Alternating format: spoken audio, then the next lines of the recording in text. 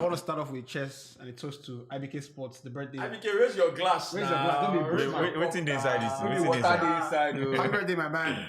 I think it's a great way to start the show. Hello, everybody. Welcome to the Hindsight Podcast, where it's a delight to have you join us again. And I say that all the time because I mean that, from everybody here. And I think it's only right that we always say that, it's great to have the people that join us. And it was great to have you on Clubhouse as well. We had, give or take 20 people thereabout in total. Yeah. Wasn't bad, was great. And it's just also good to have everybody in the same place at the same time. And it's also good to have Wale.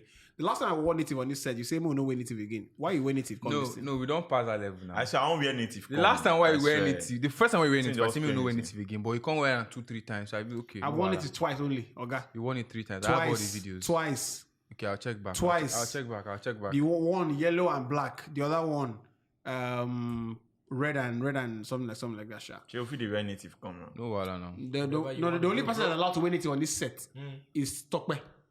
If your native is not premium, like Tokwe's native. Agbada, they are acceptable. Like Agbada. Yeah, Agbada is. On your birthday, you can wear it. Agbada has to be on point. It has to be premium. No, why go wear Agbada when no dey on point? You know how much I dey show my Agbada? I'm still worry. No vex. I just dey talk. No wear Agbada will look like I know the soda can Agbada.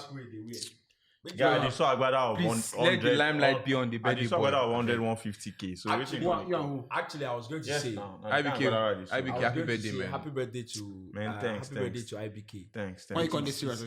No, it's true because I've known IBK for quite a minute. It's been a crazy year, bro. Yeah, it's been a long time. I think you know my G, you don't take.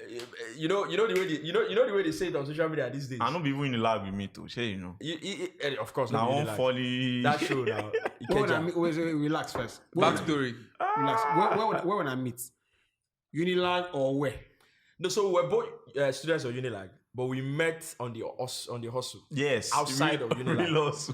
What were you doing? We're on that show. We can't meet because there are so many brand names involved. Yes. So we're on that show.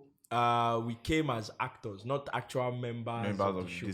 So we came as actors. Oh, that was the super fan show. Yeah, that was. You don't know things. You don't know things that time. Of course, I met you in as far back as 2013, 2012. Oh. Yeah. 2012. 2013. I think we meant 2012. But we didn't actually start working together until 2015. No,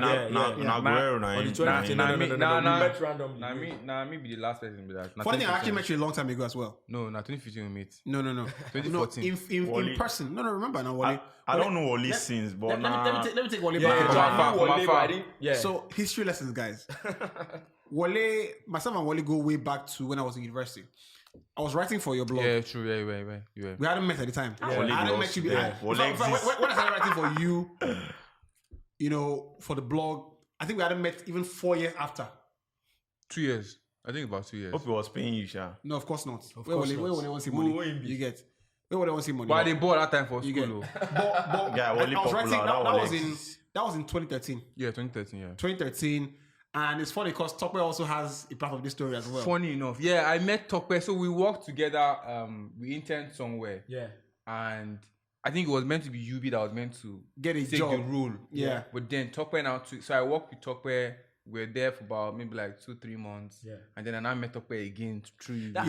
I think it's good. I think it's good that this is coming up because, I mean, for example, on that set, IBK, if you remember, It was. We were there for virtually the whole day. The pay was like 10K. Yeah. So the pay was like 10K. Yeah, we all later, guys, this is the interesting part.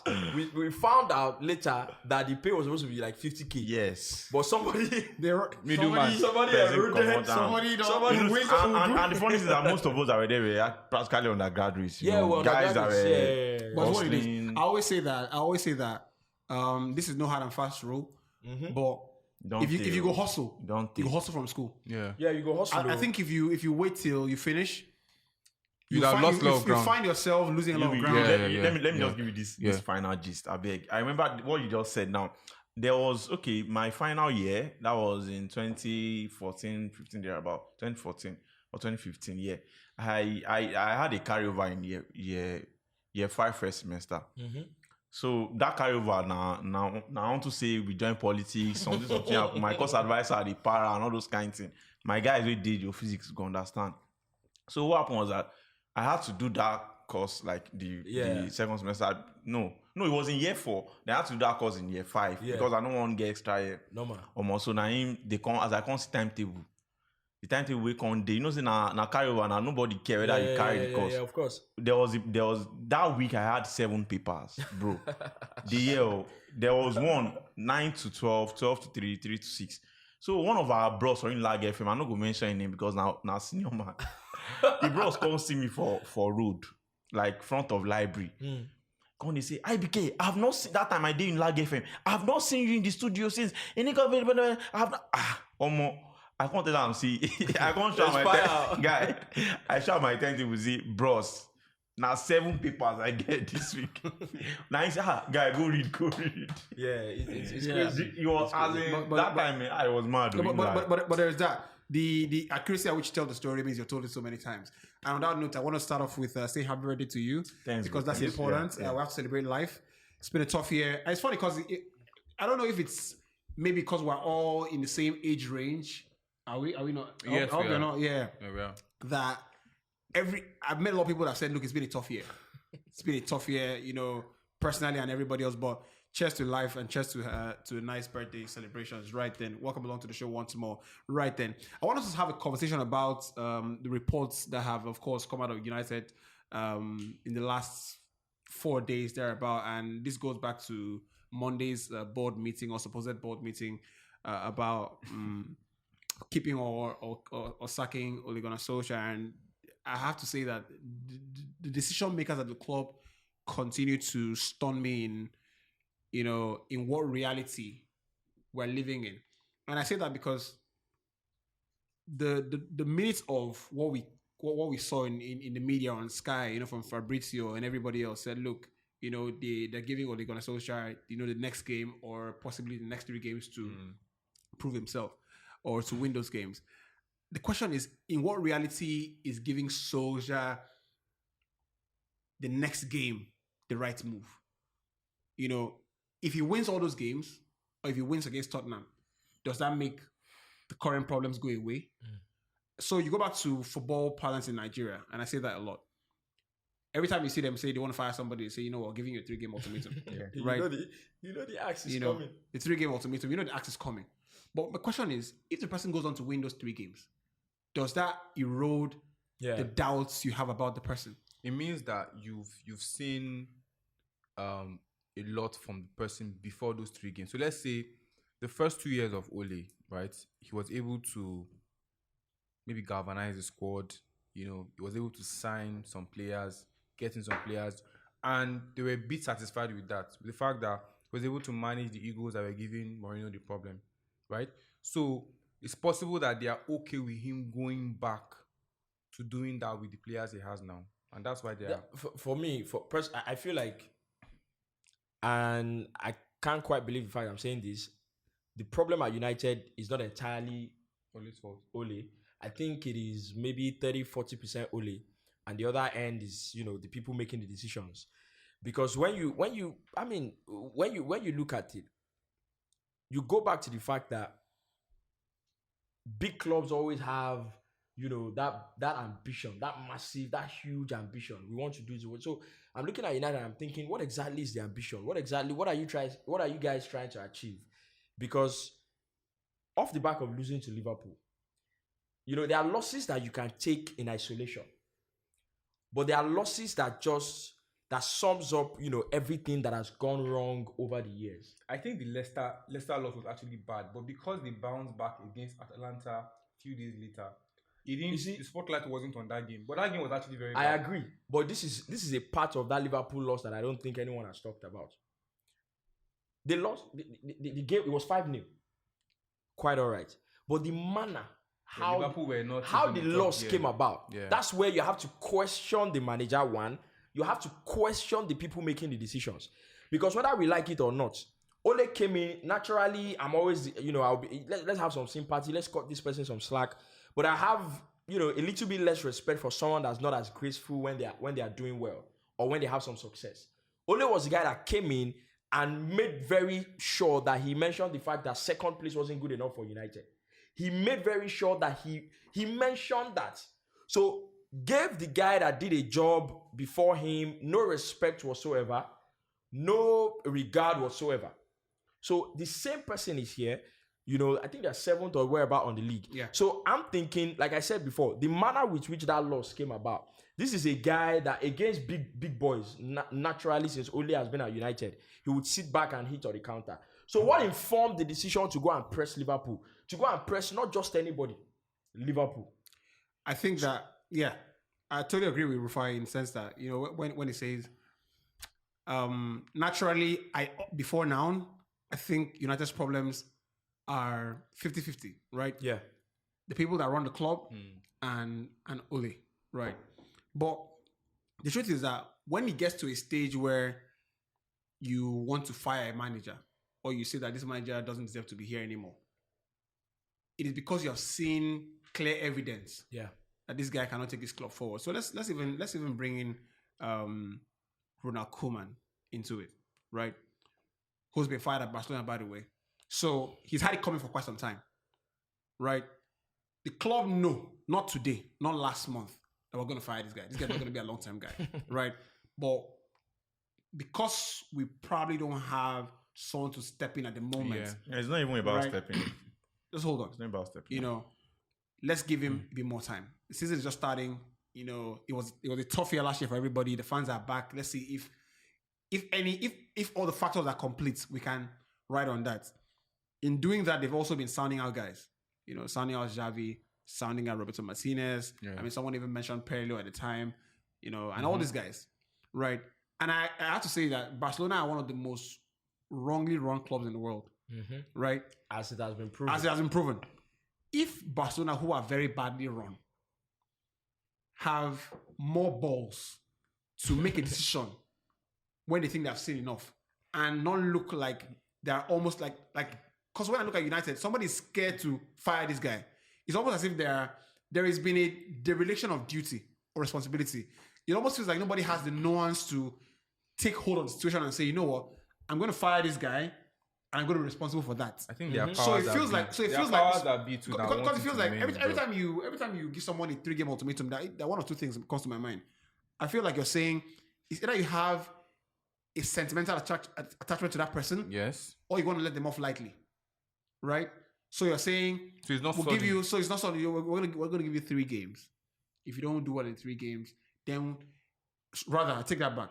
When you give somebody 3 games to get something right, it's either you want them to self-destruct in 3 games, and you want to be clear or abundantly clear to everybody that this guy, we couldn't save this guy. This guy is unsalvageable. Yeah.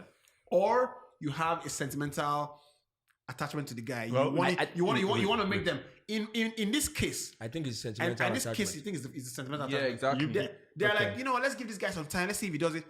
In the rare occasion that he does, which he has always done in the last couple of years. Yeah. When he's backed into a corner, he gets a couple of results. Gets firing, gets a couple of results. So let's say they beat Tottenham, right? They find a way to beat Atlanta and find a way to grind out the result against City. But we're back to everything is fine. Everything's fine. That's telling me that the owners or the people that administer the club lack any sort of balls through this guy out. No. I think you need to respect the fact that when you employ a club legend as a coach of the club, you need to put you need to put a lot of respect to it. I remember when Andre Pirlo too was having issues at Juve. If he was a random foreign coach, he would have been sacked long before the end of the season. And Pirlo was there for a season. Yeah, he was there. They managed it. It was very bad. Yeah, they managed it. They could have sacked him. Same thing as Koeman. Koeman's situation was that Barca were in like the middle. They didn't have money to sack him, owing to the fact that he still has a running contract. You have to pay that off. And again, they were like, let's just give him a benefit of doubt, being a club legend, being someone who has given the club big top name. So I think Ole's part is that he's a legend. He's someone who has won the Champions League for Man United. He's someone who has done great for the club. Koeman as well. You can't just if you sack him when everyone is talking about him being sacked. You can imagine what it would be for his own image. I think United are just United are just. Let me just throw in Lampard. Let me finish my point. United wants to do damage control. At least, even if he's eventually sacked, they'll be justified. Can I? And Ole would know in his mind that Ole has been there for how long? Detriment of their season. Ole has been there for how long? I think going to 3 seasons now. There's something I think Ralph Ragnick said something about Liverpool. He said, I've had what's his name? Firmino at Tottenham. And I know that Salah and Mane, before they came to Liverpool, they are not naturally, really hard workers. Yeah, I saw that. Who love to press. So what you see Liverpool, what they've done over the years on that club, is a function or is a result of what the coach has done. So you hear pundits say all the time, you give the manager some time. What Liverpool are now and what they've done over the last 4 years is as a result of the faith they've had in Klopp. But Klopp is a proven coach. You can't compare this. Wait. So when you give Ole 3 years plus, you're expecting to get something back. More so when you add the fact that when he was coming in, the platform Ole came in on was the previous managers didn't know the United way. This is how we wanted to play in a way the previous managers can't go in that direction. So this is the manager. That interim period was mad. Wait now. This is the manager we are bringing. It was good for 4 months. You guys need to understand. You guys need to understand what I'm saying. But Klopp gave Liverpool. Wait now. He told them that it's a 5-year stuff. He told them. You never understand me. Yes, he told them. Understand me. What I'm saying is, Ole came in not just because of his results during his interim time. The narrative was the previous managers didn't have the United way. Yeah. So aside from the results, they were not playing the United way. Yes. So now we have a manager that can give us the United way. On the counter-attack. So that's what I'm saying. So when you now have the same manager after 3 years, go into a Liverpool game with a team that's not built to press and say, I want to press. You are thinking. But I think that one is due to the fact that Ronaldo came into the squad. Because he has never used that pattern in a top game.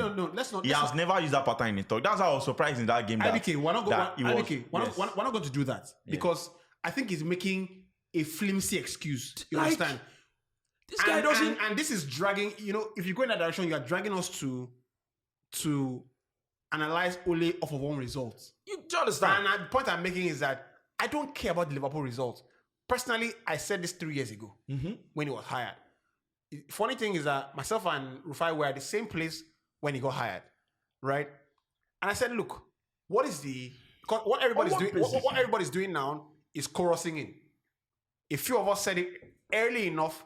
This guy, I don't see one requisite for him being to be here. Man United manager. What? The stats don't prove anything. Cardiff, Molde. If we're except and this guy put it quite well, Simon Jordan. Said except he has blinked and we have all had a period under a rock. And United don't want to be an elite football club anymore. Yeah. And the guy who has a CV of relegating Cardiff and winning the title with Molde is now seen as elite, then that's fine. That's fine. But as far as I remember, United are maybe the biggest club in the world. And the guys running the football club are supposed to be guys that have degrees from Harvard, MIT, all this incredible Cambridge and all this stuff. If a guy from Lagos, can see from miles away that there is something fundamentally wrong, not with his playing style, but in hiring him in the first place, that, in my opinion, is a dereliction of duty. It's more so obvious when you hand him a checkbook to keep spending. What it tells me is that the guys above him are irresponsible. It is actually irresponsibility. I want to come in here. Go for it. I know you are looking at Chelsea. You are looking at how ruthless Chelsea are. Not looking at anybody. No. I see what Yubi is trying to do. looking at what Chelsea has done in recent years, yes, being ruthless when it comes to hiring and firing managers. Yes. No. Chelsea, don't forget. Chelsea is owned by. Okay, you have to pause. You I want to see where you want to link it. No, you have to pause. You don't need to mention Chelsea. This is not about hiring. Chelsea doesn't come in. It's not about hiring and firing. It's about the prerequisites for hiring this guy. Okay, wait. If you look at the way United is being run, it's a club that not just the owners make decisions. Yeah. It's a club that is a traditional club, like I said, one time on this show. There are clubs that you can't just wake up tomorrow and say, this is what I want. Even if you have the highest amount of shares in that club. Like we saw this during the week when they said Alex Ferguson was the one that had to beg, or that had to talk to the management that they should give him time.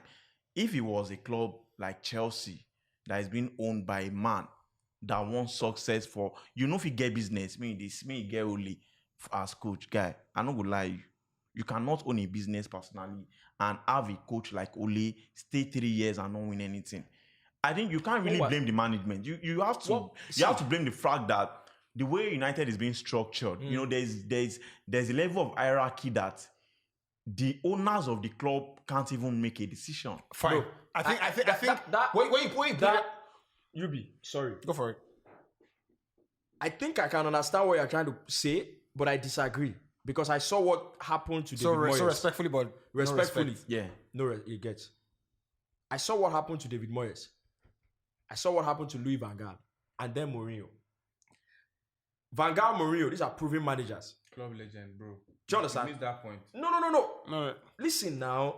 So what I'm saying is, I'm going back to where you're saying the way United is set up. It is not about the way United is set up. But that's the truth. This guy is here because he's a club legend. It's not about the way United is set up. But nobody has given them close to what they wanted, which is how Fergie played. No. He gave them for 4 months now. Listen. Was Fergie not there when they sacked Moyes?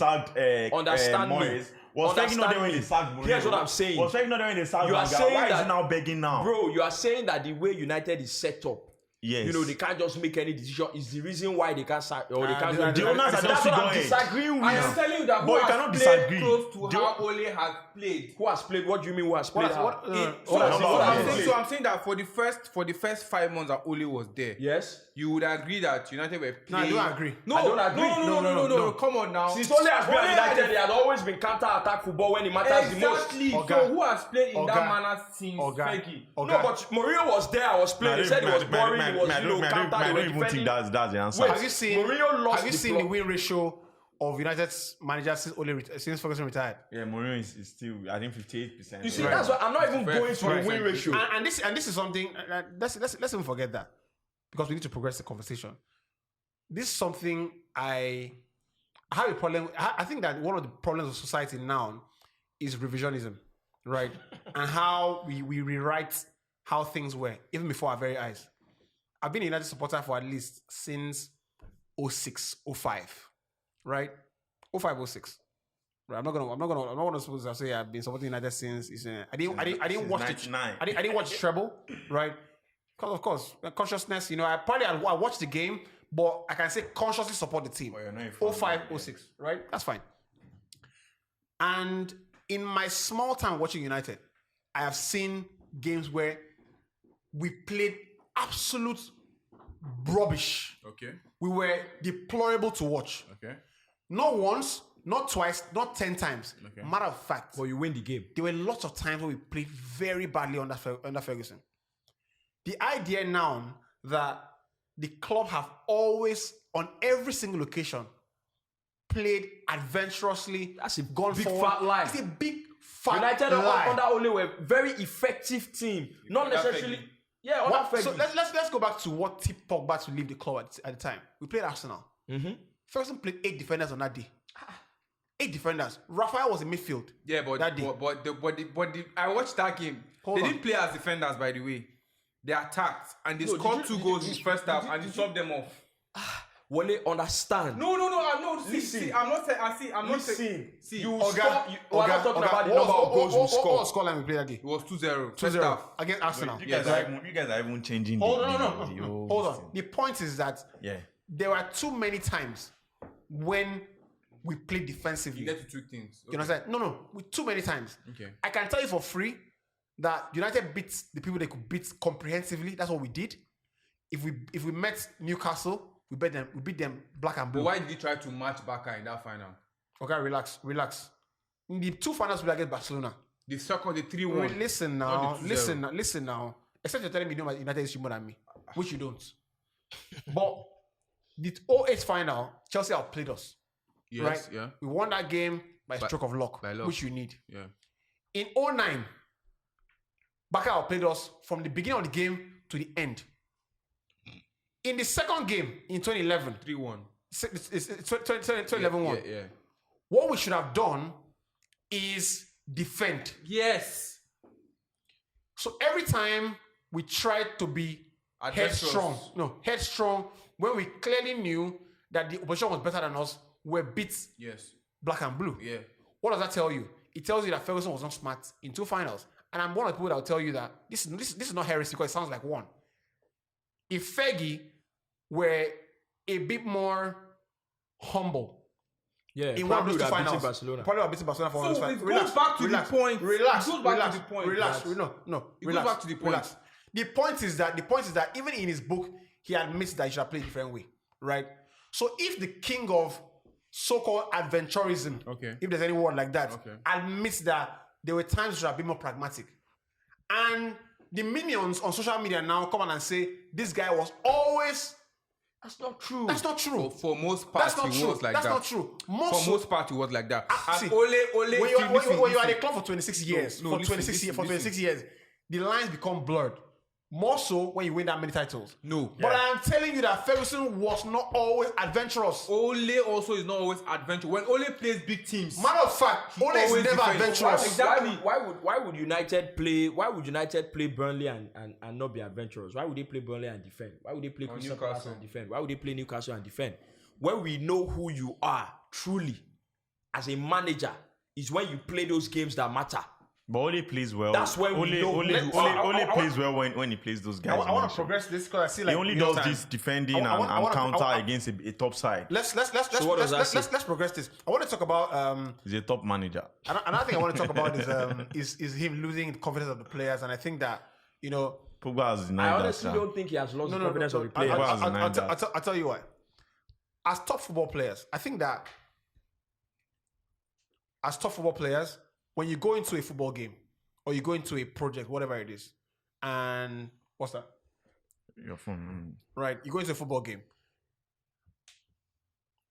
You play for pride, you play for your club, you play for your family, you play for, what you wanted to do since you were small. So in the first 3 years Ole was there, the players, system or no system, the new manager is here. We have to show that we are good players, right? We'll play. So when backs to the wall, they played. They've come into another cycle of mediocrity, and they're saying, you know what? We're gonna keep doing this over and over again, and there's nothing to show for it. So that's why I say that the manager at the moment has lost confidence of the players. So Bruno came in, I just come in here, I'm gonna prove myself. He's proven himself. So what's your system? So what do you have to give me to win the title? Nothing. Pogba has figured that out already, right? Ronaldo's coming inside 8 games. You're seeing like, look, this team doesn't have a playing style, right? I agree with you, but I also disagree. I agree with you in the sense that, and I said this before United signed Ole, and it's good that he's on record. Said how good Bruno Fernandes is. Bruno is a top player, top mentality. So I can agree that you've lost the confidence with Bruno. But Bruno will do what he has to do. He will do what he has to do. You understand? With or without you. You get with or without you. Maybe even Ronaldo. Ronaldo doesn't really rate you. Maybe also. But when you talk about Pogba and the other guys, you see, the 5th goal that United scored. Consider. Sorry, the 5th goal that Liverpool scored, Pogba lost the ball. They took the ball off Pogba. And I don't know if anyone saw his reaction after he lost the ball. So what I'm saying is, you're losing 4-0 at home. And then you lose the ball in the middle of the park. And he was walking. So what I'm saying is, when Ole came in, it was an idea of, these managers, they've disrupted too much. The players are not happy. This guy that's in now, he knows the club. He's going to put an arm around the players. The players are happy. Why is it that a club as big as United are very invested in making their employees happy, even at the detriment of the club? So now that you're losing 4-0 and you lose the ball in the middle of the park and Pogba is walking. The reason he's walking is because he's not scared of the manager. He knows that there's no blowback, there's no repercussion. I agree with there that. There has to be that element I'm scared of what the manager is going to do. I'm scared of how the manager is going to react. Is he going to bench me? Is he going to take me out of the team? There has to be that element. Personally, I'm actually tired of talking about Ole. I think that, it takes a certain amount of gravitas to concentrate the mind of a top level football player, to harness their talent. I think that when we say that, it doesn't mean that Ole is an absolute abject failure. What it means is that first, he's not cut from the same cloth. I think he's not a failure. No, of course. Yeah. I'm being nice. He's not cut from the same cloth as Klopp, Tuchel, or Pep Guardiola. And United are not anywhere in the world will he topple what those guys are doing at the moment. And I just feel like, this is a time where you have to, make a change. You should ask you a question. Go for it. If we understood that when Klopp was employed, he told the club that it's a 5-year, stuff, and he shouldn't expect anything in his early years. Yeah, he said it. He said it actually. He said it. If you follow the interview, he said it. He said he should not expect magic in his first 3 years. Yes. What did he say? He said it's a long-term plan. Yes. Relax. Let's pause a bit. Yeah. We have to speak understanding that we know the game. When a guy tells you that's a 5-year plan, is it telling that in the 5 years that you'll be losing? I'm not going to do anything in 5 years. Now then let But he him has gotten to finals. He's trying. The same way Klopp got to finals and lost. He got to about 3 finals and he lost it. So yes, that's to say what? But then you could see what they were now. doing. That's to say what? That's to say what? There was an imprint of the manager on the team. Imagine they sacked. Imagine That's they to say what? Imagine they sacked Klopp all the times he lost the finals. No, that's not the point. That's not the point. So IBK. Why don't you think that maybe United are looking at let's give this guy a 5-year plan? How does United IBK? Here's what I'm saying. Yes. Before Klopp came into Liverpool, I don't know if you can remember how Liverpool, played as a team. When Klopp came in, it was something different. And John Barnes said it. Before Klopp came in, there were a couple of managers that came into Liverpool with the idea of, how we used to do it back in the day. Yeah. But since Ole came in, United have been a very exciting team to watch. IBK, wait now. Yes. IBK, what did you just say? Since Ole came in, United have been a very exciting team to watch. We have to move on. Yes, I enjoy United when they play as a neutral, under Ole. No, not as a neutral. We have to move on. Hi there. Thanks for watching us on YouTube. Please leave a subscribe on the channel, The Hindsight Podcast, and also on Instagram at The Hindsight Podcast. It's the same on Twitter as well. Leave a like, a retweet, or a comment. We'll see you soon.